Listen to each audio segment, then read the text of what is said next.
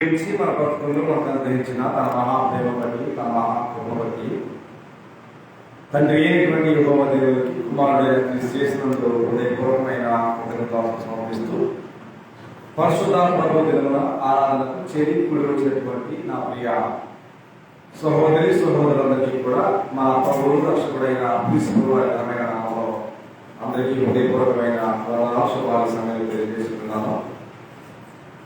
నేటి ప్రభు దినమున సంఘమై ఉన్న రాజ్యమైన మనం ఇంతవరకు కూడా దేవుని ఘననామాన్ని కీర్తన ద్వారా పరిపరిచి కీర్తిస్తున్నాం. ప్రతి సమయంలో మనమంతా కలిసి పరిశుద్ధ గ్రంథం నుండి విలువైన దేవుని శ్రేష్టమైన మాటలు వినడానికి నేర్చుకోవడానికి దేవుడి చేసిన గొప్ప సదావకాశాన్ని బట్టి దేవునికి హృదయపూర్వకమైన వందనాలు సమర్పిస్తూ ప్రతి సమయంలో మనము వినేటువంటి నేర్చుకున్నటువంటి అంశం ఏంటంటే మానవుని జీవితంలో ఉన్న బుద్ధిహీనత అనేటువంటి అంశాన్ని మాటని మనం నేర్చుకోవడానికి సిద్ధపడుతున్నాం.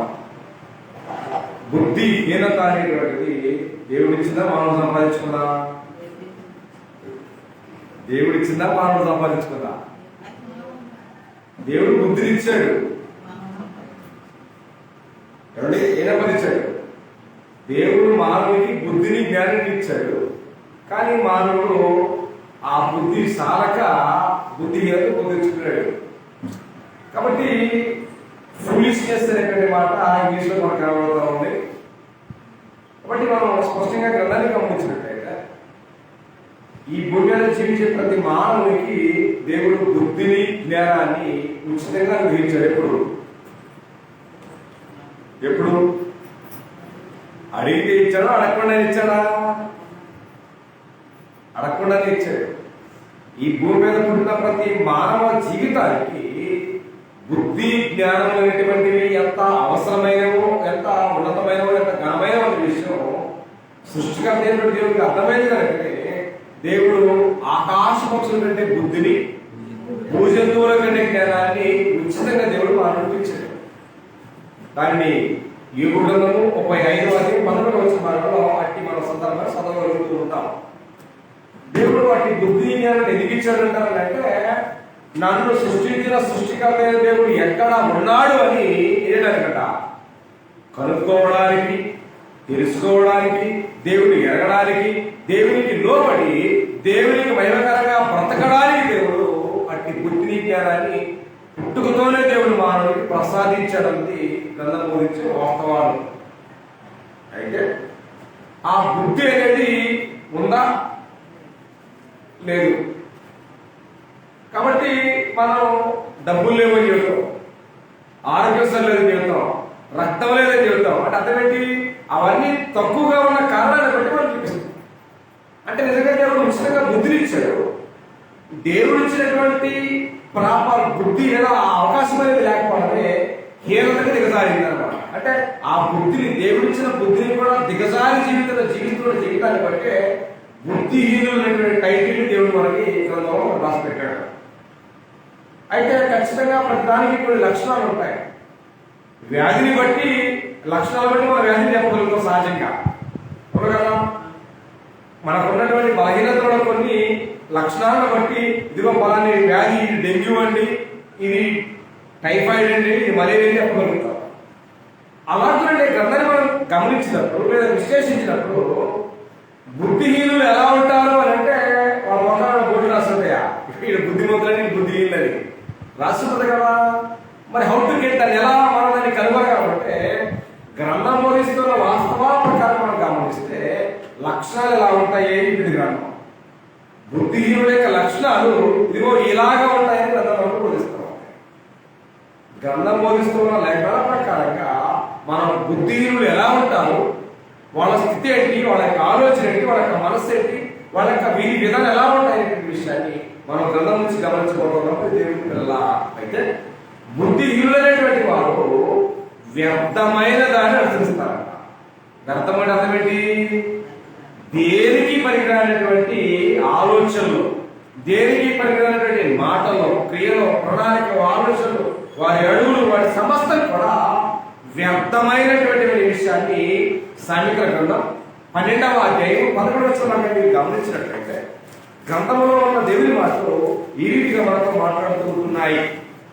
సామెతల గ్రంథం 12వ అధ్యాయము 11వ వచన భాగాన్ని మనం గమనించినప్పుడు 12వ అధ్యాయం 11వ వచన భాగాన్ని, తన భూమిని సేద్యపరుచుకుని వారికి ఆహారం సమృద్ధిగా కలుగును, వ్యర్థమైన వాటిని అనుసరించువాడు ఎలాంటి వాడంట? బుద్ధి లేనివాడంట.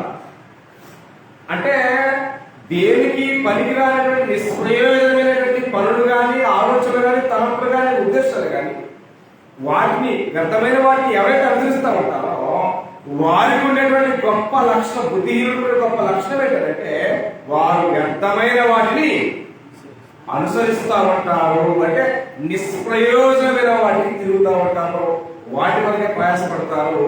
ఆ బుద్ధిహీనుడు గొప్ప లక్షణం అనేటువంటి విషయాన్ని స్పష్టంగా తెలుస్తుంది. అంటే ఈ లక్షణాలని ఎవరు చెప్తున్నారు అని అంటే, సమస్తాన్ని, సూర్యుని కింద ఉన్న ప్రతి సమస్తాన్ని పరిశీలించిన, విశ్లేషించిన ఒక గొప్ప సైంటిఫిక్ ఎవరు చెప్తున్నారు? జ్ఞాని అయినటువంటి సొలొమోను చెప్తున్నాడు. ఎవరు చెప్తున్నాడు? ఆకాశము క్రింద సూర్యుని కింద ఉన్న సమస్తము వ్యర్థము వ్యర్థము వ్యర్థము అని చెప్తా మానవుని యొక్క జీవిత గమనాన్ని కూడా విశ్లేషించినటువంటి ఒక జ్ఞాని సొలొమోను మాట్లాడుతున్నాడు.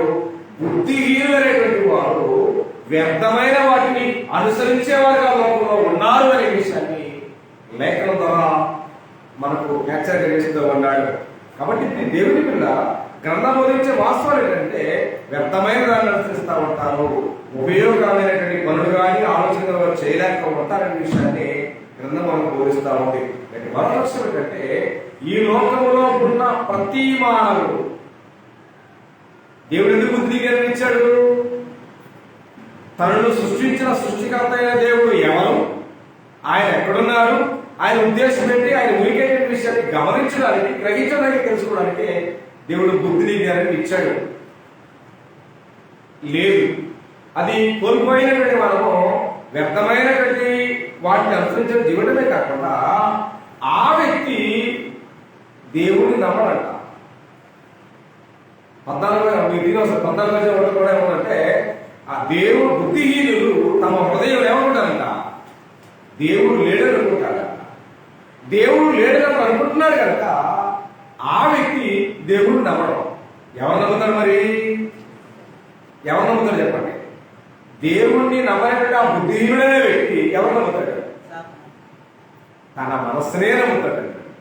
ఒక్కసారి సామెతల గ్రంథం 28వ అధ్యాయము 26వ వచనం. సామెతల గ్రంథం 28వ అధ్యాయము 26వ వచనాన్ని గ్రంథం నుంచి మనం గమనించి చూసినట్లయితే, 28వ అధ్యాయం 26వ వచనం, తన మనస్సును నమ్ముకున్నవాడు బుద్ధిహీనుడు అంటాడు. నిజంగా ఈ భూమి మీద పుట్టినటువంటి ప్రతి మానవుడు దేవుణ్ణి నమ్మాల. ఎప్పుడు? దేవుణ్ణి తెలుసుకోవాల. ఎప్పుడు? దేవుణ్ణి ఆశ్రయించాల. ఎప్పుడు? అంటే వృద్ధాప్యం వచ్చిన తర్వాత, 2 కాళ్ళ మానవుడు కాస్త 3వ కాళ్ళు వచ్చిన తర్వాత అంటే కాదు. ఎప్పుడు వాస్తవానికి అంటే, మీరు తీనవలసింది ఆయనే చెప్పాడు. ప్రసంగి గ్రంథము 12వ అధ్యాయము 2-3 వచనం చూస్తే, వాన కురిసి వెలేక ముందే, సూర్యచంద్రుడు కమ్మక ముందే, నీ బాల్య దినముల ఎందే నీ సృష్టికర్తని స్మరణకు తేవాలి అన్నాడు. మనకెప్పుడు స్మరణకు వస్తాడు ఆయన? బాధలు ఎక్కువైనప్పుడు, ఇబ్బందులు ఎక్కువైనప్పుడు, సమస్యలు ఎక్కువైనప్పుడు ఆయన మనకు గుర్తు వస్తాడు. ఎప్పుడు గుర్తుకు రావాలంట? బాల్య దినములయ్యిందే అంటే అర్థమేంటి? బాల్య దినములయ్యిందే నీ సృష్టికర్త అయిన దేవుడు నీవు స్మరణకు తేవాలి అని గ్రంథం మనకు బోధిస్తారు. అది బుద్ధిమంతుల యొక్క లక్షణం. ఎవరి లక్షణం? బుద్ధిమంతులు ఏం చేస్తారంటే బాల్య దినములు ఏం చేస్తారు? సృష్టికర్తను స్మరణకు తెచ్చుకుంటారు. అదే బుద్ధిహీనులు ఏం చేస్తారంటే దేవుడు ఉన్నాడన్న సంగతిని కూడా విస్మరించి, విడిచిపెట్టి, మర్చిపోయి తన మనస్సునే తాను నమ్ముకుంటాడు. కరెక్ట్ అంటారా? నిజంగా దేవుడు లేడని చెప్పినట్టు ఆ బుద్ధిహీనుడు వచ్చారంటే దానికి కారణం ఏమో. వాడు బుద్ధిహీనుడు అనేవాడు భూమి మీద ఉన్నాడంటే దానికి కారణం ఏమో దేవుడేగా. దేవుడు కాకుండా ఈ భూమి మీద నాస్తికులు ఉన్నారు, సైంటిస్టులు ఉన్నారు, దేవుడు లేదని చెప్పే నాస్తికులు హేతువాదులు ఎంతమంది ఉన్నారు. దేవుడు లేడనే విధంలో ఎంతమంది ఏ విధంగా చెప్పినా ఆ చెప్పేవాడు ఎవరైతే ఉన్నాడో వాడు ఎలా వచ్చాడు? బుద్ధిహీనుడు అవ్వచ్చు, నాస్తికుడు అవ్వచ్చు, తత్వవేత్త అవ్వచ్చు, ఎవరైనా అయ్యవచ్చు. వారు భూమి మీద దేవుడు లేడని చెప్తున్నారంటే వారు ఉన్నారంటే దాని ఆధారం ఏంటంటే దేవుడు ఉన్నాడు. కానీ వాళ్ళకి ఆ సంగతి తెలియదు. కానీ వాళ్ళు దేవుడు లేడని చెప్తారు. అందుకోసం అంటాడు దేవుడు లేడని బుద్ధిహీనుడు తమ హృదయంలో అనుకుంటారు కనుక వారు దేవుడిని నమ్మారు. ఎవరు నమ్ముతారంట? తన మనస్సునే వారు నమ్ముకుంటారని చెప్పారు. అంత మాత్రమే కాకుండా వారు స్థిరంగా ఉండరు. దేంట్లో? ఆలోచనలో కానీ, తలంపుల్లో కానీ, పనులలో కానీ, కార్యక్రమాల్లో కానీ, ఏ విషయంలోనైనా వారు స్థిరంగా ఉండలేరు అన్నాడు. స్థిరంగా అర్థమేంటి? ఒకే చోట నిలకడగా ఏగురుగా ఉండదు పరిస్థితి. ఎవరి?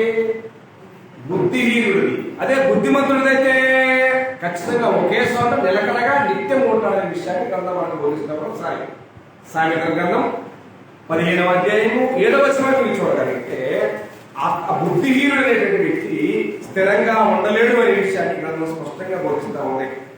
సామెతల గ్రంథం 15వ అధ్యాయము 7వ వచన భాగాన్ని మనం గమనించబోతామనే సమయంలో, జ్ఞానుల పెదవులు తెలివిని వెదజల్లును, భక్తిహీనుల మనస్సు స్థిరమైనది. ఎవరు నమ్మాడు? దేవుడిని నమ్మలేదు. దేవుడు స్థిరం. అతను నమ్మదు. ఎవరు నమ్మాడు? మనస్సు నమ్ముతున్నాడు. ఆ మనస్సు ఏం కాదు, స్థిరమైనది కాదు అన్నాడు. అంటే ఈ భూమి మీద జీవించే ప్రతి మానవ జీవితము దేవుణ్ణి నమ్మాలా, దేవుణ్ణి ఆశ్రయించాలి. ఎందుకంటే ఆయనే స్థిరమైన వాడు. ఆయన నమ్మితే మన జీవితం కూడా స్థిరంగా ఉండేటువంటి ఆస్కారం ఉన్నది కనుక మనం ఖచ్చితంగా అలాంటివి నమ్మాలనే విషయాన్ని గ్రంథం మనం బోధిస్తారు. కానీ మనం నమ్మాలి. మనం నమ్ముకుంటాం, మన మనస్సును నమ్ముతాం, వెండిని నమ్ముతాం, బంగారం నమ్ముతాం, మనకున్న సకలము నమ్ముతాం. కానీ మన సృష్టికర్త అయిన దేవుడిని నమ్మమనే విషయాన్ని మాత్రం ఖచ్చితంగా ఒప్పుకుంటాం. కాబట్టి మాట్లాడుతున్నాడు బుద్ధిహీనుడు తన మనస్సును నమ్ముకుంటారు. బుద్ధిహీనుడి యొక్క మనస్సు వేయగలట స్థిరం కాదు. స్థిరము కాదు అని అనడానికి మనం ఎక్కడ ఉన్నటువంటి వ్యక్తులు రోడ్డు మీద ఒక రాయి వేసాం, అది కదులుతుందా? అదే ఒక సిద్ధకాయ వేసాం, ఏమవుతుంది? మనం కళ్ళు చూసేసరికి అదే బుద్ధిహీనుడుగా జీవించేటువంటి ఏ వ్యక్తి యొక్క జీవితమైనా రోడ్డు మీద పరుగులెత్తేటువంటి సిద్ధకాయని కూడా అధ్వానం అనే విషయాన్ని మర్చిపోకండి.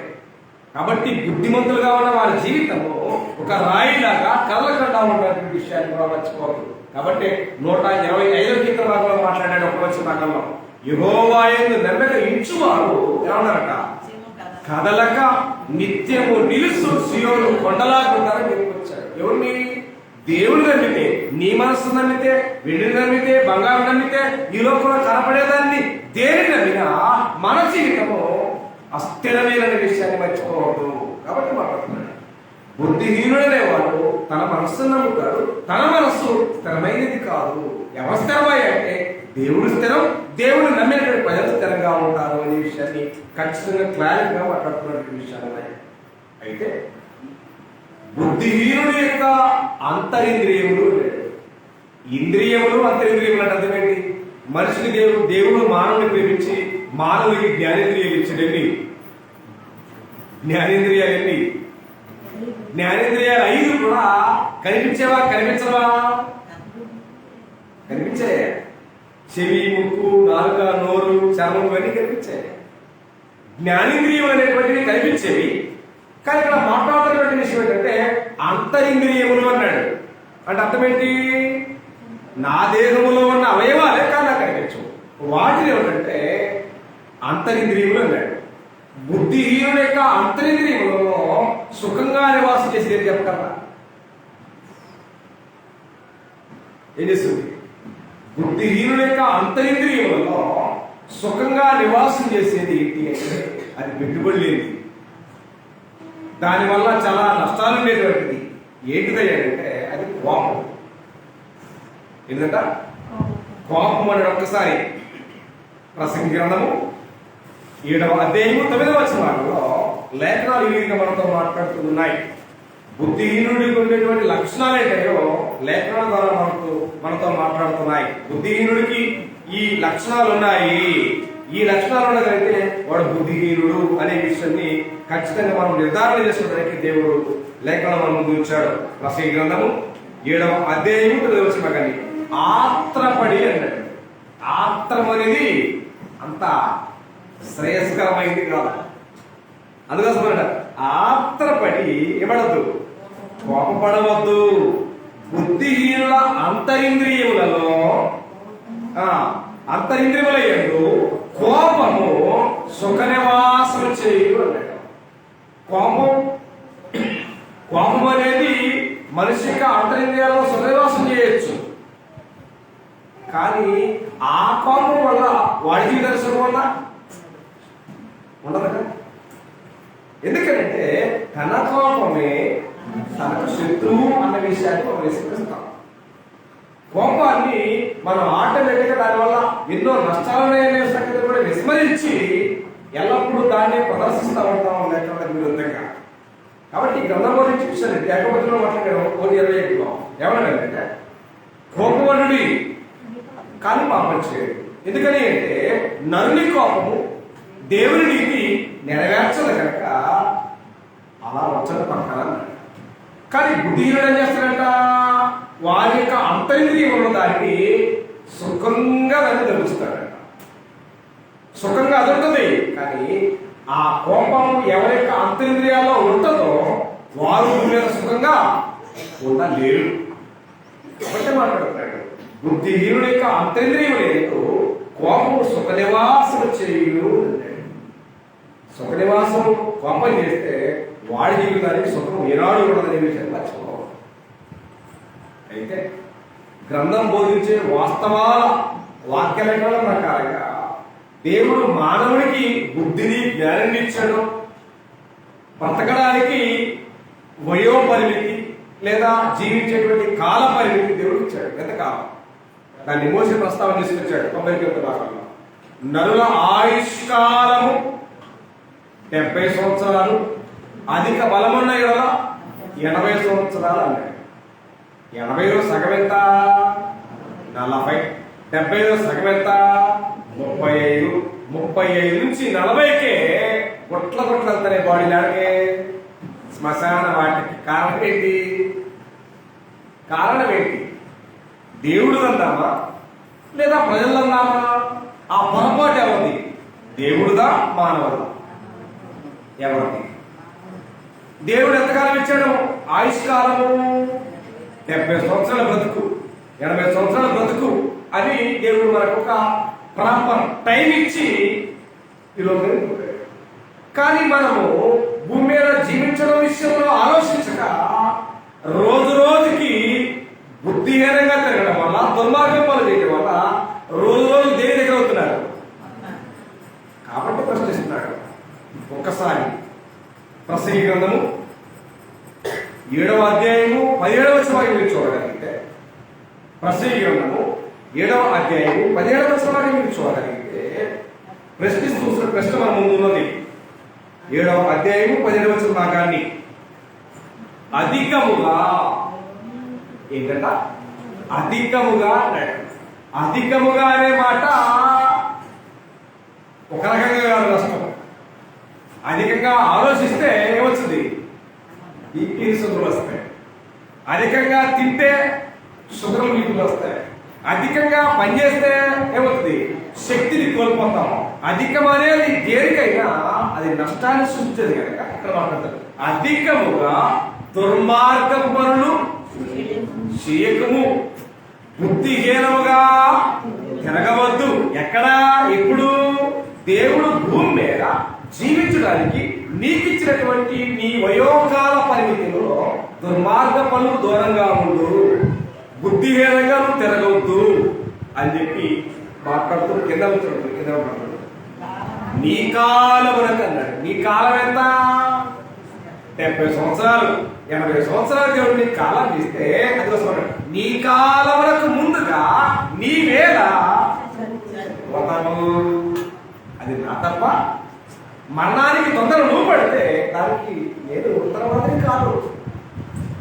కాబట్టి నేను భూమి మీద జీవించడానికి 70 సంవత్సరాలు ఇచ్చాడు, 80 సంవత్సరాలు ఇచ్చాడు నీకు. కానీ నువ్వు దుర్మార్గ పనులు చేసి బుద్ధిహీనంగా తిరిగి నీ రుణానికి నీవే కారణమైతే నేను దానికి ఉత్తరవాదిని కాదు. అందుకున్నాడు నీ కాలములకు ముందుగా నువ్వేలా సరిపోదు సరిపోవడం అదే చెప్తుంది. మీరు 35 మొదలు పెడితే 40కి గొట్ల శ్మశాల వాటికి దిగుబాటు ఎవరి నేను చెప్పిన ఏజ్లోనే. కారణం ఏంటంటే వారి జీవితంలో ఉన్న బుద్ధిని జ్ఞానాన్ని కోల్పోయి బుద్ధిహీనంగా తిరగడం వల్ల దుర్మార్గ పనులు చేయడం వల్ల వారి ఆయుష్ ఏమవుతుంది?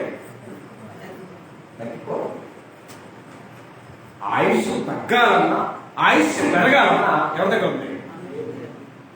అందుకోసం మనం సాగత గ్రంథం 10వ అధ్యాయం 27వ వచనంలో ఉంటే యెహోవా యందు భయభక్తులు కలిగి ఉండ దీర్ఘాయువులకు కారణం అన్నాడు.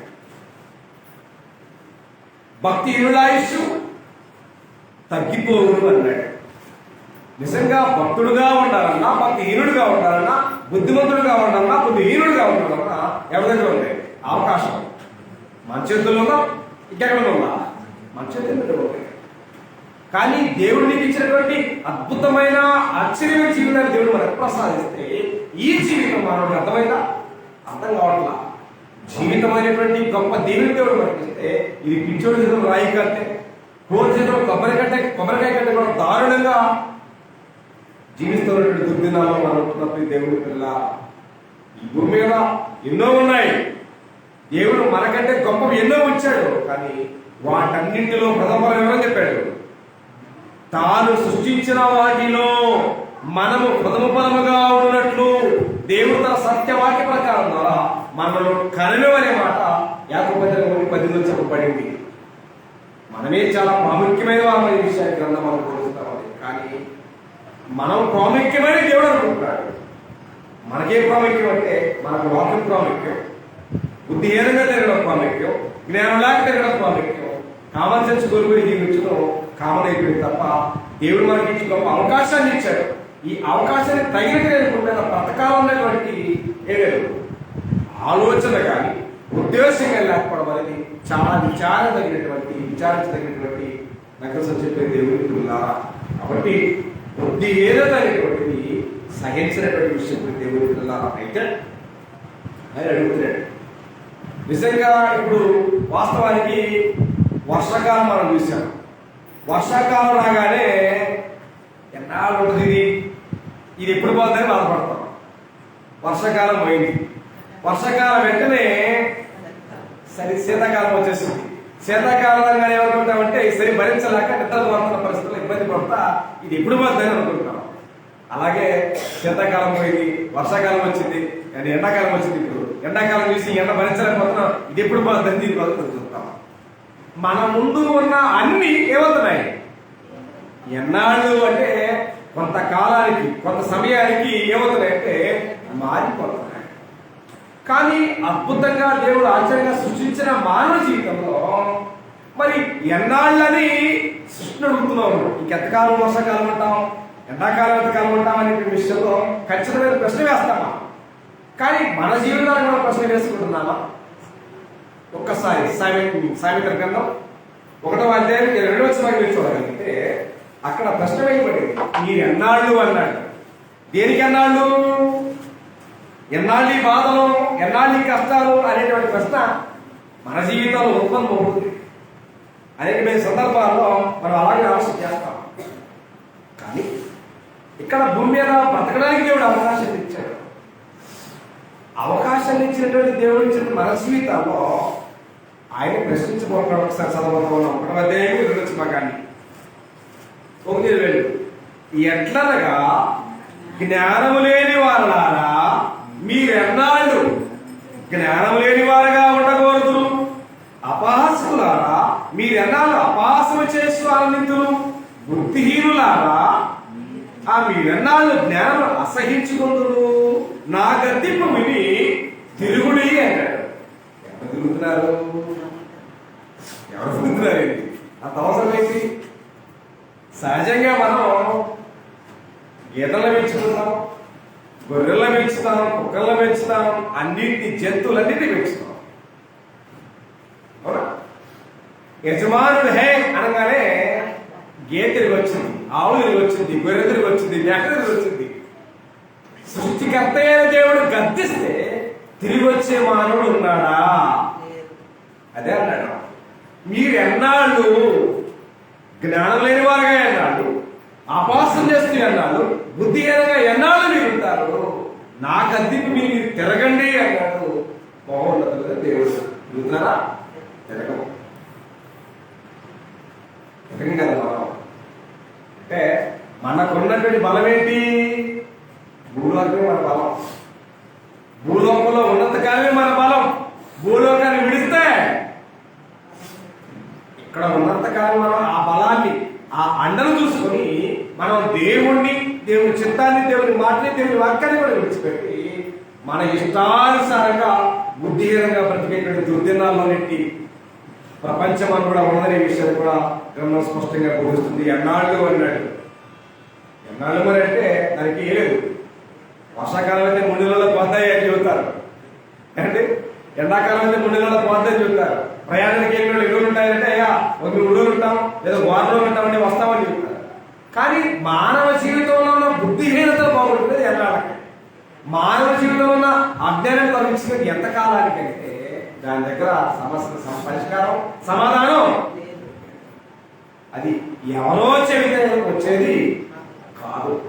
ఎవరో చెప్పారనుకోండి, ఏంటి చెప్పారు నాకు తెలియదేంటి, నాకు తెలుసు, నీకు తెలియదేమీ లేదు, నాకు తెలియదేమీ లేదు. కానీ మనందరి గురించి దేవుడు ఆలోచన చేస్తా, దేవుడు మాట్లాడతాడు సమయంలో. ఏం కాదు, నీ జీవితాన్ని దేవుడు బుద్ధిని జ్ఞానాన్ని ప్రసాదించాడు. దేవుడు ప్రసాదించిన ఆ బుద్ధిని జ్ఞానాన్ని కోల్పోకుండా దాన్ని నమ్మకంగా దాన్ని కాపాడుకునేటువంటి దేవుని పిల్లలుగా ఉండాలనే విషయాన్ని దేవుడు లేకుండా మొత్తం మాట్లాడుకుంటున్నప్పుడు దేవుని పిల్లలు. అయితే ఈ భూమి మీద దేవుడు మనకి ఆయుష్ కాలంలో మనం ఎన్నో సంపాదిస్తాం. అవును కదా? ఎన్నో సంపాదిస్తాం. ఎన్నో సంపాదించిన దాని వల్ల సుఖం ఉందా? డబ్బు సంపాదించాలనుకున్నాం, డబ్బు సంపాదించాలనుకున్నాం, ఆ డబ్బు అవసరం ఉండదు. ఏమి మనం సంపాదించినా ఆ సంపాదించిన దాని వలన మనకు వచ్చేటువంటి సమస్యలే తప్ప ఆ సమస్యల వలన సుఖం లేదు, నిద్ర లేదు, మనశ్శాంతి లేదే లేదు, ఉండదు. మనం సంపాదించే లోక సంబంధమైన వాటి వల్ల ఎలాంటి సుఖ సౌఖ్యాలు ఉండవు. కానీ గ్రంథం బోధించే వాస్తవాల వెలుగులో మనము చెప్పేవాటిని సంపాదిస్తే మనకు అనేకమైన దీవెనలైన విషయం మనం మర్చిపోతాం. ఎందుకంటే మనం గ్రంథాన్ని తక్కువ చూస్తాం, గ్రంథంలో ఉన్న వాటిని తక్కువ ఆలోచన చేస్తాం. అదే లోకాన్ని, లోక సంబంధం ఆలోచన బాగా విశ్లేషణ చేస్తాం. మనకు కావాల్సిన వాటిని గొప్పగా విశ్లేషణ చేస్తాం. మరి దేవుడికి ఏం కావాలని మాత్రం మనం ఆలోచన చేయం. మనకేం కావాలో ఆలోచన చేస్తాం, దేవుడికి ఏం కావాలో ఆలోచన చేయం. నాకు కావాల్సింది నేను చూసుకుంటాం, మరి దేవుడికి ఏం కావాలా అది చూడం. అవునా? మనకు కావాల్సిన వాటిని మనం సాధిస్తాం, కానీ మరి దేవుడికి ఏం కావాలో సాధించడానికి ఎంతవరకు మనం త్యాగం చేస్తాం? చెయ్యం. కాబట్టి సాయంత్రం గ్రంథం 4:7 చర్చించబడింది.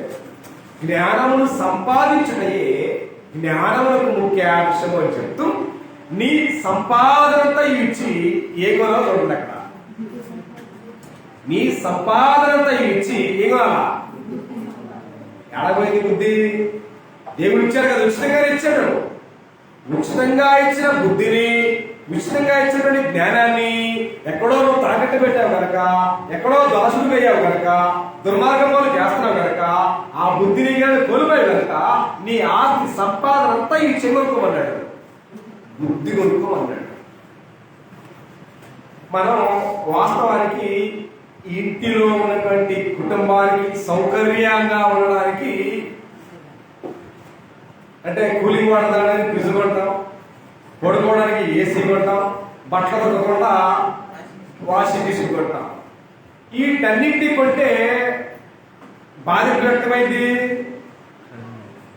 ఎప్పుడైంది? ఈ మూడింటిని కొంటే వాడే సందర్భంలో చాలా సౌకర్యవంతంగానే కనిపిస్తుంది. కానీ వాడుతున్నప్పుడు ఏం అర్థం కాదు. కానీ ఒక్కసారి చూడగానే కళ్ళు బయలు ఎప్పుడు కరెంటు బిల్లు చూడంగానే. ఎందుకని? మనకు సౌకర్యంగా ఉన్నంత కాలం మనం చూడడం, కానీ కట్టవలసి వచ్చేసరికి ఎంత బాధ అనిపిస్తుంది. బాధపడి అంటాడు, నీ సంపాదనంతా ఇచ్చి ఏదో పట్టించాలా, బుద్ధిని సంపాదించాలన్నాడు. అంటే ఒకటి కొంటే బై 1 గెట్ 4 అన్నాడు. ఒకటి నువ్వు కొనగలిగితే 4 ఇస్తాడంటే ఒకసారి చూడండి అక్కడ మాట్లాడాడు. సామెతల గ్రంథం 4వ అధ్యాయము 7వ వచనం చూడగలిగితే, నీ సంపాదనంతా ఇచ్చి బుద్ధి సంపాదించుకోలేవు, దాన్ని గొప్ప చేసేలా అది నిన్ను అన్నాడు. ఏది ఇవాళ మానవుడి గొప్ప చేసేది, మానవుడికి గొప్ప పేరు తెచ్చేది డబ్బులు అనుకుంటాం, హోదా అనుకుంటాం, అధికారం అనుకుంటాం, కిరీటం అనుకుంటాం, అనుకుంటాం. కానీ మన మనసులో ఉన్న వేటి వలన మానవుడికి హెచ్చింపు రానే రాదు. గమనం పోయిస్తాం. నువ్వు బుద్ధిని కొనుక్కున్నావు, ఆ బుద్ధి నీకు హెచ్చిస్తుంది అన్నాడు. ఎక్కడికి? నీవున్న ప్రదేశంలో నుంచి నీవు గొప్పగా హెచ్చించేటువంటి పరిస్థితి ఆ బుద్ధికి నువ్వు చెప్పుకొచ్చాడు. 2, దాన్ని కౌగిలించుకునేలా అది నీకు ఎదుర్స్తుంది, ఘనత తెచ్చింది అన్నాడు. 3వది, అది నీ తలకు అందమైన మాలిక పట్టును అన్నాడు. 4వది, ప్రకాశమానమైన కిరీటము నీకు. ఇల్లు కొంటే 4 కొంటే 1 కాదు, 1 కొంటే 4. ఒకటి ఏంటంటే నీ దేవుడు హెచ్చిస్తాడని చెప్పుకొచ్చాడు. 2 నీకు ఘనత తెస్తాడని చెప్పుకొచ్చాడు. 3 నీ తలకు అది అందమైన మాలిక ఉందని చెప్పుకొచ్చాడు. 4వది ఏంటంటే కిరీటం అని చెప్పాడు. దీనిలో ఉంది ఇవన్నీ బుద్ధి కొనుక్కోమన్నాడు. దేవుడు ఇచ్చాడు, దాన్ని కోల్పోయావు. కోల్పోయినట్టు మనము తిరిగి కొనాలి అంటే ఏమేమన్నట?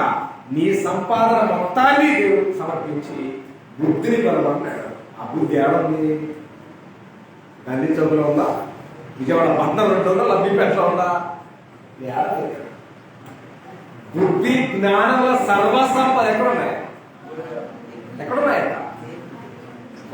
పత్రిక 2వ అధ్యాయం 3వ వచనం, బుద్ధి జ్ఞానముల సర్వసంపదకు ఆయన అంటే గుప్తమై ఉన్నవి అంటాడు. ఎవరి బుద్ధి జ్ఞానముల సర్వసంపదలు ఎక్కడ? ఎవరి ఎందు? ఆయన ఎందు అన్నాడు. ఆయన ఎందు ఎవరైనా ఎందు? ఒక్కసారి కొలసీల పత్రిక ఆయన అనేటువంటి పదాన్ని ఎవరికి అప్లై చేద్దాం చూడండి.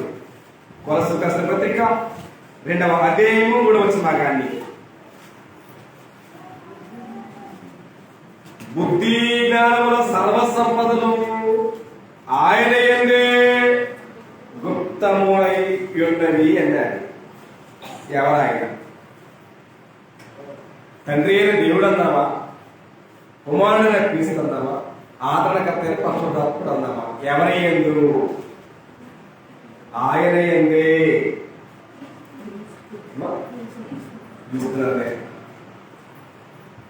బుద్ధి జ్ఞానముల సర్వసంపదలు క్రీస్తు నందే అన్నది వాస్తవం. ఇవాళ పరలోక సంబంధమైన ప్రతి ఆశీర్వాదం ఎవరు వచ్చాడు? ఎక్కడ చెప్పొచ్చాడు? ఎఫెసీ పత్రిక 1వ అధ్యాయం 3వ వచనంలో పరలోక సంబంధం ప్రతి ఆశీర్వాదం దేవుడు వచ్చాడు, క్రీస్తు యేసుడు వచ్చాడు. మరొక మాట జ్ఞాపకం చేస్తాను. రోమిలకు రాసిన పత్రిక 8వ అధ్యాయం ప్రారంభోత్సవంలో క్రీస్తు యేసు నందున్న వారికి అన్నాడు. ఎవరికి? క్రీస్తు యేసు నందున్న వారికి ఏ శిక్షా విధియు లేదు అన్నాడు. మహోన్నతమైన దేవుడు భూమి మీద జీవించే ప్రతి మానవునికి ఎవరు ఉంచాడు? భూమి మీద ఉన్న ప్రతి మానవునికి కావలసిన ప్రతి దీవెన, ప్రతి ఆశీర్వాదాన్ని దేవుడు ఎక్కడ పెట్టాడు? క్రీస్తుని ఉంచాడు. ఈ భూమి మీద మనం పొందే ప్రతిదీ ఎవరి ద్వారా? క్రీస్తు ద్వారా మాత్రమే తప్ప ఇంకా వేరే ప్రాపంచాలు లేని మానవుడికి లేదు. కాబట్టి మాట్లాడు బుద్ధి జ్ఞానము సర్వసంపదము క్రీస్తులంటే మనకు గుప్తమై ఉన్నాయి. ఇవాళ మనకు ఆ బుద్ధి కావాలంటే మనకి ఎవరు కావాలా? యేసుక్రీస్తు కావాలి. మనకు జ్ఞానం లేదు, మన జ్ఞానం కావాలంటే ఏం కలిగి ఉండాలా? యేసుక్రీస్తు కలిగి ఉండాలి. ఎందుకు కొరింథీయులకు మొదటి పత్రిక 1వ అధ్యాయము 37వ వచనాన్ని చూడగలిగితే అతిశయించువాడు ప్రభువునందే అతిశయించమని రాయబడి ఉన్నది అని మాట్లాడుతూ ఆయనే మనకు అన్నాడు. ఒకసారి కొరింథీయులకు మొదటి పత్రిక 1వ అధ్యాయము 37వ వచనం, అతిశయించువాడు ప్రభువునందే అతిశయించవలను అని రాయబడి నెరవేరినట్టు దేవుని మూలముగా ఆయన మనకు, ఎవరైనా యేసు ప్రభువారు, దేవుని మూలముగా క్రీస్తు ప్రభువారు మనకు 1 జ్ఞానము, 2 నీతియు, 3 పరిశుద్ధత, 4 ఈ 4 ఎక్కడి నుంచాడు దేవుడు? క్రీస్తులోనే ఉంచాడు. కాబట్టి బుద్ధి జ్ఞానం సంసర్గంలో కారణం అంటే కుమారుడు క్రీస్తు వారి విషయాన్ని గ్రంథం స్పష్టంగా బోధిస్తున్నారు. కాబట్టి ఇప్పుడు భూమి మీద జీవించే తల్లి ఎవరైనా ఉండొచ్చు, నీ సంపాదన అంతా ఇచ్చి వ్యర్థమైన దాన్ని కొనద్దు. నీ సంపాదన అంతా ఇచ్చి వ్యర్థమైన దాన్ని నమ్మద్దు. ఏమన్నా నీ జీవితంలో దేవుడిని నమ్మండి, దేవుడిని ఆశ్రయించండి, దేవుడు చెప్పిన ప్రకారంగా జీవించగలిగితే మన పరిపూర్ణంగా దీవించబడతామనే విషయాన్ని స్పష్టంగా గ్రంథంలో బోధిస్తున్నాం. మనం అన్ని ఇచ్చి ఏమోనంట, బుద్ధిని కొనాలంట. బుద్ధిని నువ్వు కొంటే అది నిన్ను హెచ్చించేటువంటి పరిస్థితి అనుకోండి, అది గొప్ప చేసే పరిస్థితి, అది నీ తలకు మారక కిరీటంగా ఉండే పరిస్థితి. ఇన్ని దీవెనలు లాభించాడంటే దేవుడు బుద్ధిని ఉంచాడు. ఆ బుద్ధి జ్ఞానం సంపద క్రీస్తులో అనే విషయాన్ని గ్రంథం స్పష్టంగా బోధిస్తారు. మీరు మరొక సంగతి ఏంటంటే ఈ భూమి మీద చాలా మంది సృష్టి ప్రారంభం నుంచి ఇప్పటిదాకా పాత నిబంధనలో అర్పణలు అవ్వచ్చు, పాత నిబంధనలో బరులు అవ్వచ్చు, అదే ప్రస్తావన చేసుకొచ్చాడు ప్రసంగి గ్రంథము 5వ అధ్యాయం ప్రారంభం చూస్తే నీవు దేవుని మందిరములకు పోవునప్పుడు, ఎక్కడికి? నీవు దేవుని మందిరములకు పోవునప్పుడు నీ ప్రవర్తనని జాగ్రత్తగా చూసుకోరు అని చెప్పి దేవుడు మాట్లాడాడు. మనమేం చూస్తాం? దేవుని మందిరానికి వెళ్ళాలి అంటే ఉదయాన్నే లెగిసి బ్రష్ చేసి టిఫిన్ చేసి షాంపుతో కూరగాయలతో తలస్నానం చేసి బట్టలు వేసుకొని మన హృదయం యొక్క అంతరంగ స్వభావం ఎలా ఉన్నా ఇబ్బంది లేదు, కనపడేటట్టుగా శుభ్రంగా వస్తే అయిందా? అవడం. ఎందుకంటే ఆరాధించే ఆలోచనలో నీ ఆలోచన వేరు, దేవుని ఉద్దేశం వేరు. కాబట్టి నీ ఆలోచన దేవుడికి అవసరం లేదు, నీ ఉద్దేశాలు, నీ నిర్ణయాలు, నీ కమిట్మెంట్ దేవుడికి అవసరమే లేదు. నువ్వు చేసే ఆరాధన ఆయన చిత్త ప్రకారంగా, నువ్వు చేయడం ప్రార్థన ఆయన చిత్తానుసారంగా, ఆయన ఉద్దేశం ప్రకారంగా, గ్రంథంలో వాక్య ప్రకారంగా చేయగలిగితేనే అది దేవుని మహిమకు ఉపయోగపడేటువంటి ప్రార్థన అవుతుంది. అది అర్పణ అవుతుంది తప్ప నీ ఇష్టానుసారం చేసేది అది స్వేచ్ఛార్పణ అవుతుంది, అది విగ్రహాలను అవుతుంది, అది దేవదూతానంతో విషయాన్ని బోర్డు స్పష్టంగా కాబట్టి మాట్లాడాడు. నీవు దేవుని మందిరంలో పోయినప్పుడు నీ ప్రవర్తన జాగ్రత్తగా చూసుకుని భక్తిహీనులు అర్పించడం అర్పణలు అర్పించడం కంటే సమీపించి ఆలకించడం మేలు అన్నాడు. సహజంగా మనిషి జీవితంలో వినడం ప్రాముఖ్యమా, మాట్లాడడం ప్రాముఖ్యమా? ఏ ప్రాముఖ్యం? ఏ ప్రాముఖ్యం? ఏది మంచిది చెప్పండి. అంటే లోకం యొక్క బాడీలో మనకు అవసరం లేదు, గ్రంథం బోధించే వాస్తవ లేఖల ప్రకారం మనం గమనించినప్పుడు గ్రంథం ఏం చెప్తుందంటే మాటకు నిదానించాలంట, వినడానికి వేగిరపడాలని చెప్పాడు. వినడానికి వేగిరపడాలా, మాట్లాడడానికి నిదానించాలి. కానీ మనం ఏం చేస్తామంటే దానికి డిఫరెంట్, క్వైట్ డిఫరెంట్. మనం వినం, అది మంచైనా చెడైనా వినం. ఎందుకని? ఇష్టం లేదుగా. మనకే ఆలోచన ఏంటంటే ఎంతసేపటికి మాట్లాడే ఓవర్ఫ్లో, మామూలు ఫ్లో కదా, ఓవర్ఫ్లో మాట్లాడటం వల్ల ఇబ్బంది ఉందా లేదా? ఎందుకంటే మనం మాట్లాడే విస్తారమైన మాటలేమో దోషం ఉంటుంది. అంత మాత్రమే కాదు, మనం మాట్లాడే మాటలు కూడా ప్రయోజనకరమైన మాటలు కాదు, వ్యర్థమైన మాటలు ఉంటాయి. కాబట్టి ఎపిసోడ్లు ఉన్నాడు, వ్యర్థమైన మాటల వలన ఎవడో మిమ్మల్ని మోసపరచనీయద్దు. ఎందుకంటే దేవుని ఉగ్రత అవిధేయుల వారి మీదకి వచ్చింది అని చెప్పి ఎపిసోడ్ 5వ అధ్యాయంలో మాట్లాడాడు 7-8 వచనాలు. కాబట్టి ఇప్పుడు దేవుని కూడా అక్కడ మాట్లాడతాడు, సమీపించి ఆలకించుట మేలు. ఎక్కడ నీవు దేవుని మందిరంలోకి పోయినప్పుడు నీ ప్రవర్తన జాగ్రత్తగా చూసుకోవాలని చెప్పాడు. ప్రవర్తన దేని మీద ఆధారపడుతుంది. మనిషి జీవిస్తూ ఉన్నాడంటే ఆధారం ఏంటి? భూమి సులువుగా వేలాడుతుంది, ఆధారం ఏంటి? ఉందా ఆధారం? భూమి సులువుగా వేలాడుతుంది, ఆధారం ఏమి లేకుండా ఉందంటారా? భూమి శూన్యంలో వేలాడుతుందని సైంటిఫిక్ రీజన్లో బయలు కూడా చెప్తా ఉంది. అలాగే వేలాడుతుందని మనం నమ్ముతున్నాం. ఖచ్చితంగా వేలాడుతుందంటే దాని ఆధారం ఏమో, దానికి ఆధారం ఎక్కడుంది? ఎక్కడుందని చెప్తారు మీరు? ఆయన మాట మీద ఉన్న శక్తిని బట్టి భూమి శూన్యంలో వేలాడుతూనే కాకుండా తన చుట్టూ తాను తిరుగుతూ సూర్యుడి చుట్టూ కూడా తిరుగుతుంది. అవునగా? భూమి తన చుట్టూ తాను తిరుగుతూ సూర్యుడి చుట్టూ తిరిగేటువంటి పరిస్థితి ఏమంటారు? భూభ్రమణం, భూ పరిభ్రమణం అంటారు. భూమి సూర్యులో వేలాడుతూనే కాకుండా దాని చుట్టూ తిరుగుతూ సూర్యుడి చుట్టూ కూడా తిరుగుతుంది. అందుకోసమే కాలాలు మారుతాయి, నెలలు మారుతాయి, ఋతువులు మారుతాయి. అవి తిరగకపోతే ఎక్కడ పడితే అక్కడే ఉంటాయి. మరి కాలాన్ని చూస్తున్న మనం అయినా మరి మారుతున్నావా?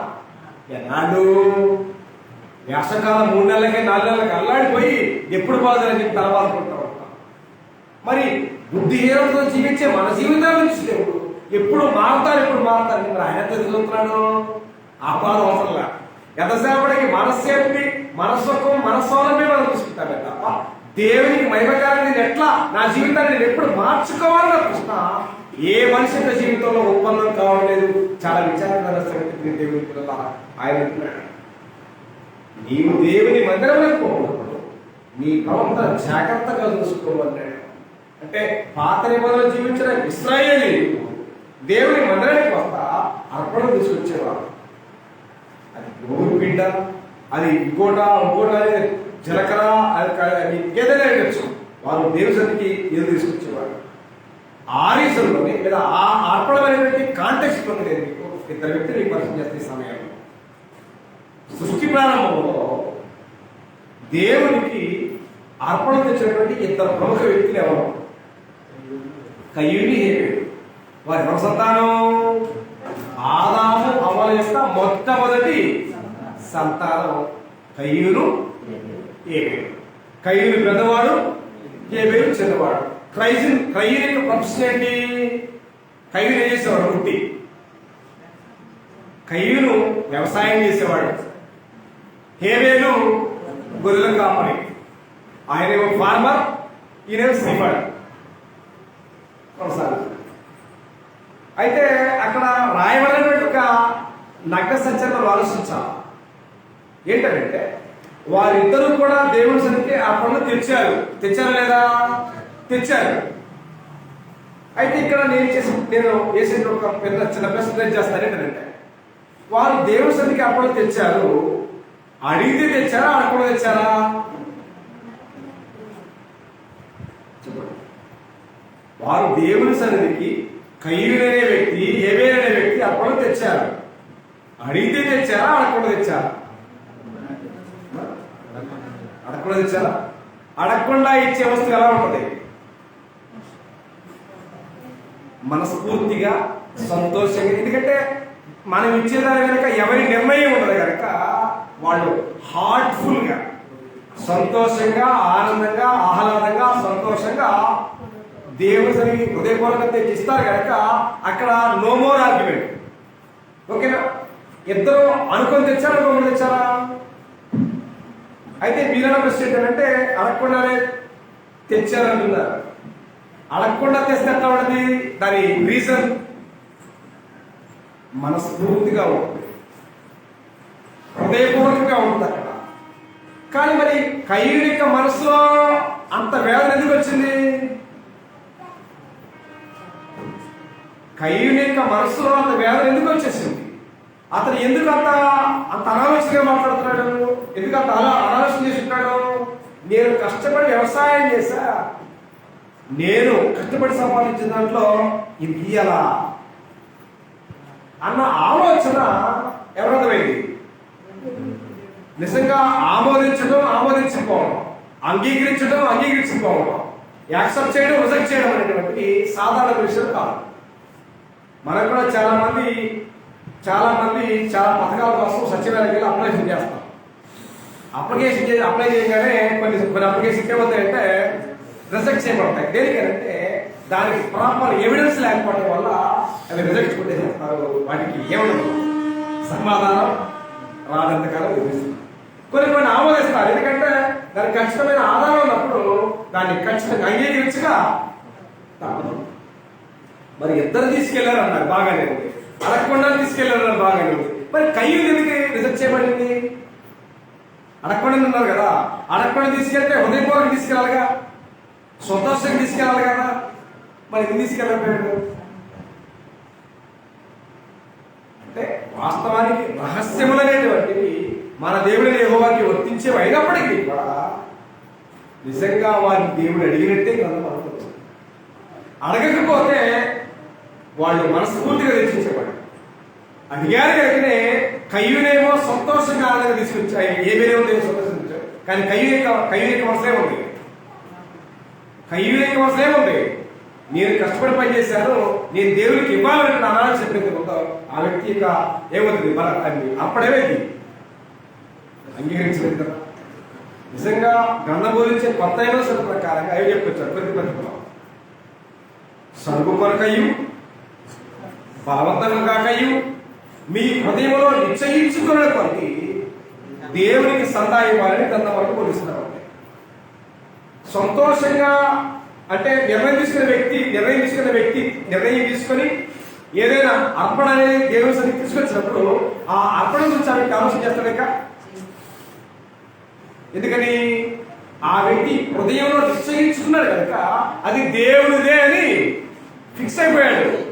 దేవుడిదే ఫిక్స్ అయిపోయిన తర్వాత ఇక దాని గురించి ఆలోచన కయ్యూని చేశాడు. కారణం ఏంటి? ఏమేం చేశాడు? ఇది దేవుందే, నాది కాదు అని చెప్పి కమిట్ అయిపోయాడు. తెచ్చాడు, అర్పణ యాక్సెప్ట్ చేయబడింది. మరి కయ్యూని ఎందుకు అర్పణ అలా చేయలేకపోయాడు అంటే అతను ఆలోచించలేదు. నేను దేవునికి ఇవ్వాలా, నేనే ఎందుకు ఇవ్వాలి, నేను ఇస్తే తీసుకుంటాడా అనేటువంటి అనాలోచన ఎవరి జీవితంలో అయితే ఉంటుందో మనం కూడా ఎవరైనా కయ్యూనికి అక్కయ్యము, కయ్యూనికి చెల్లెడము, కయ్యూనికి కూతురడం అయ్యే పరిస్థితి ఉన్నది.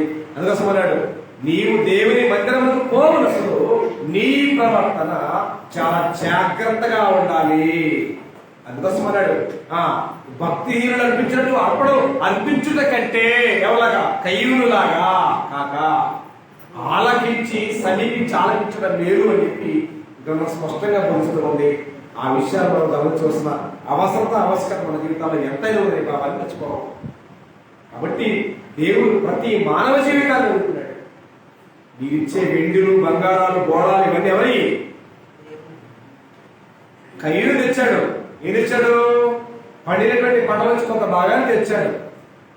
ఆ పంట పండాలంటే ఏం కావాలా? ఆ రోజు కయ్యూని కానీ ఈ రోజు వ్యవసాయం చేసే ప్రతి వ్యక్తిగా ఆలోచించాలి. దేనికైనా ఆలోచించాలా?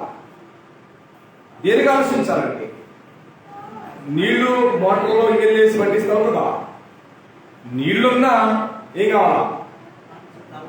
నీళ్లున్నా సరే దేవుడు ఇచ్చేది ఒకటి కావాలా? ఏంటది? దేవుడు ఆకాశం నుంచి వర్షాన్ని ఇవ్వాలా. ఆ వర్షం దేవుడు ఇవ్వకపోయినా పర్లేదండి, మాకు ఇంజన్లు ఉన్నాయి, మాకు మోటార్లు ఉన్నాయి అని చెప్పి చాలా మంది భ్రమపడే వాళ్ళు ఉంటారు. నీళ్లున్నంత మాత్రాన పంటలే పండవు. పంట పండాలి అంటే మనకు కావాలా? ఏం కావాలా?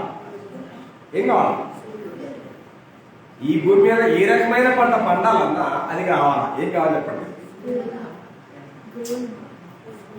ఇది ఏ పంట అయినా ఇవ్వచ్చు.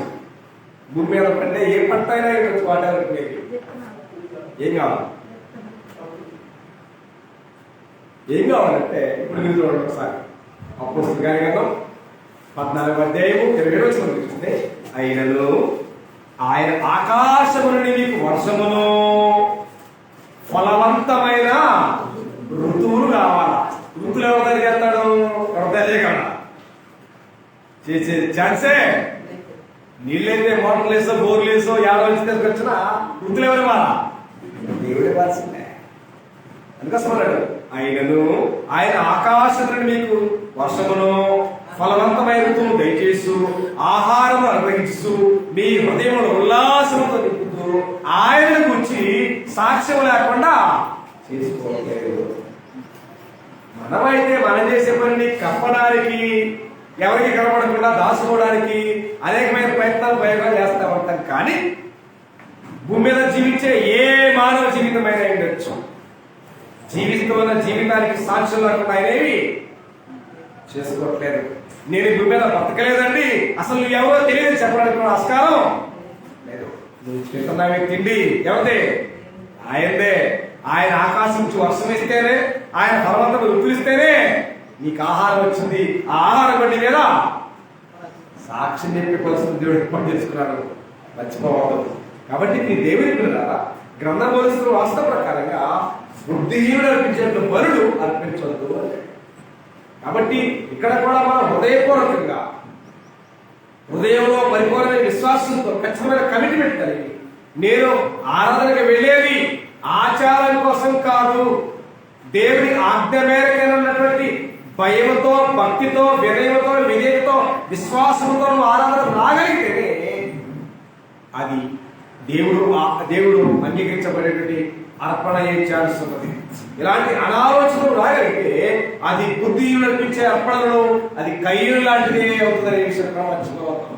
కాబట్టి ఆ ఆరాధించేటువంటి ఆరాధికులుగా ఉన్న మనము చాలా జాగ్రత్తగా ఉండాలని గ్రంథం మనల్ని ఆయా సందర్భాల్లో హెచ్చరిస్తూ ఉంది. కానీ మనము లేఖనాల్లో ఉన్న హెచ్చరికలు మాత్రం ఆలోచన చేయము.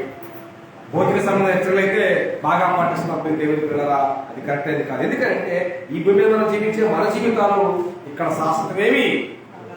అదే చెప్పారు, భూమి మీద మానవుడికున్న బలం ఏంటంటే భూమే. భూలోకంలో ఉన్నంత కాలమే మనిషి భూమి ఉందని చెప్పి అదిరి పడతా ఉంటాడు, విడిసి పడతా ఉంటాడు, మెన్నాగులాగా దూకుతా ఉంటాడు. భూలోకాన్ని విడిస్తే మన పరిస్థితి ఏంటి, నీ గతి ఏంటి అన్న విషయాలు మనం మర్చిపోతాం. కాబట్టి దేవుడు కరుణా సంపన్నుడైన దేవుడు. పాపులుగా ఉన్న మన జీవితాలు, బుద్ధి లేని మన జీవితాలను మార్చి బుద్ధిమంతులుగా, నీతిమంతులుగా, నిందారహితులుగా, పరిశుద్ధులుగా చేసినటువంటి మన దేవుడు. ఈ రీతిలో దేవుడు ఆశిస్తే మనము బుద్ధి లేక, జ్ఞానం లేక, దుష్టత్వంలో దుర్మార్గం తిరుగుతా ఉంటే దేవుడు మనం విడిచిపెట్టడం, విడిచిపెడతాడని మాత్రం అనుకోవద్దు. గమనించండి. కాబట్టి ఇంత గొప్ప రక్షణను నిర్లక్ష్యము చేసినలా ఎలాగ తప్పించుకుంది వరకు వచ్చి మరుకుంది. తప్పించుకునే ఛాన్స్ భూమి మీద ఎవరికి? నువ్వు సముద్రాలు దాటావు, సప్త సముద్రాలు దాటు, నువ్వు మోరా తప్పించుకునే ఛాన్స్, ఎస్కేప్ అవ్వడానికి సంస్కారమే లేనట్టి బిగింపు దేవుడు వేస్తాడు, మర్చిపోదు. కాబట్టి ఈ భూమి మీద ప్రతి ఉండగానే నిజమైన దేవుడు ఎవరు ఏంటి, దేవుడు మనకి ఇచ్చినటువంటి బుద్ధి జ్ఞానాన్ని అనుసరించి దేవుని మహిమార్థమైన కుటుంబాలు మనం ఎదగాలనేది దేవునికి ఆలోచన.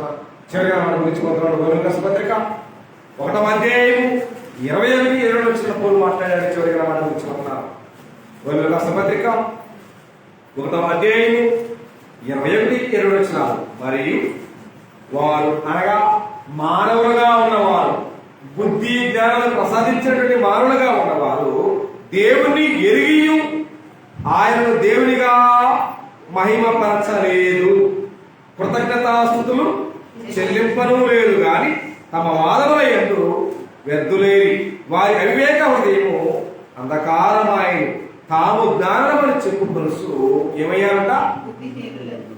నువ్వు అనుకుంటే జ్ఞానివి కాదు, నువ్వు క్రీస్తు కలిగి ఉంటేనే జ్ఞానివి, నువ్వు క్రీస్తు కలిగి ఉంటేనే నువ్వు బుద్ధిమంతుడు. బుద్ధిమంతులైతే అన్నాడు. ఎలా ఉంటారు బుద్ధిమంతులు? ఇప్పటిదాకా మనం బుద్ధిహీనులు చూసాం. బుద్ధిహీనులు ఎలా ఉంటారు? మరి బుద్ధిమంతులు ఎలా ఉంటారు? ఎలా ఉంటారు? బుద్ధిమంతులు ఎలా ఉంటారు? ఒక కలెక్షన్ చెప్పడం ముగిద్దాం. ఇప్పటిదాకా మనం బుద్ధిహీనుల లక్షణాలు చదివేమో విన్నాం. మరి బుద్ధిమంతుల లక్షణాలు అంటే ఒక్కటి చెప్పండి, ఎట్లా ఉంటుంది? ఏమో బుద్ధిమంతులైతే అన్నాడు. ఎట్లా ఉంటారు వాళ్ళు? బుద్ధిమంతులైతే ఎట్లా ఉంటారు? ఎలా ఉంటారు? ఒక్కసారి దానియేలు గ్రంథం 12వ అధ్యాయం 3వ వచనం. దానియేలు గ్రంథం 12వ అధ్యాయం 3వ వచనం. బుద్ధిమంతులైతే ఆకాశ మండలంలోని జ్యోతుల వలె పోలిన వారై ప్రకాశించెదరు. నీతి మార్గమును అనుసరించి నడుస్తున్నట్లు ఎవరు అనేకులను తిప్పుదరో వారు నక్షత్రముల వలె నిరంతరము ప్రకాశించెదరు అన్నాడు. బుద్ధిమంతులకు ఉన్నటువంటి క్వాలిటీ ఎంత గొప్పదో, బుద్ధిహీనులకు ఉన్నటువంటి క్వాలిటీలు ఎంత గొప్పదో ఒక్కసారి రెండింటిని